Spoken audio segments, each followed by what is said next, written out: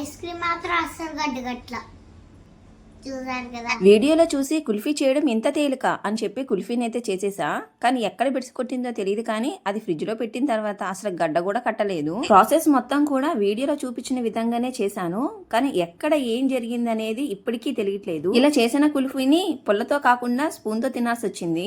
ఈ కుల్ఫీ కోసం చిన్నప్పుడు తెగ తనుకునే వాళ్ళము. ఈ కుల్ఫీ అమ్ముకునే అతను వచ్చినప్పుడు మా దగ్గర బుక్స్ అని తీసుకొని అతని దగ్గర ఉన్న ఒక పెద్ద గ్లాసులోంచి ఒక 5-6 పుల్లలైతే గుచ్చి కుల్ఫీని ఒక చిన్న ముక్కలుగా కట్ చేసేవాడు. అందులోంచి ఒక్క పీస్ మాత్రమే ఇచ్చేవాడు. మీరైతే చిన్నప్పుడు మరి బుక్స్ వేసారా, సీసాలు వేసారా? మనం ఇచ్చే ఐటమ్ను బట్టి తన పీసులు అయితే లెక్క పెట్టి ఇచ్చేవాడు. అంటే కుర్చీలు, పాత కుర్చీలు అట్లా ఏదైనా వేస్తే 2 పీసులు ఇచ్చేవాడు. బుక్స్ వేస్తే కనుక 1 పీస్ ఇస్తాడు. లేదు పేపర్లు అలా వేస్తే కనుక 1 పీస్ ఇస్తాడు. అలా కాకుండా సీసాలు అలా ఎక్కువగా వేస్తే కనుక 2 పీసులు ఇస్తాడు.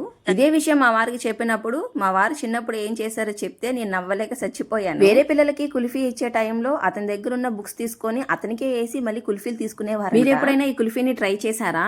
ఒకసారి మీకు ఏమైనా ట్రిక్స్ తెలుసుంటే గనక కామెంట్ సెక్షన్ లో కామెంట్ చేయండి, నేను కూడా తెలుసుకుంటాను. ఇంకా చేసేది ఏమీ లేక పుల్లలన్నీ తీసేసి స్పూన్ తో అయితే తిన్నాను. స్పూన్ తో తింటే మాత్రం టేస్ట్ అయితే చాలా బాగుంది. కుల్ఫీ టేస్ట్ మాత్రమే ఉంది, కానీ గడ్డ ఎందుకు కట్టలేదని మాత్రం అసలు అర్థం కాలేదు.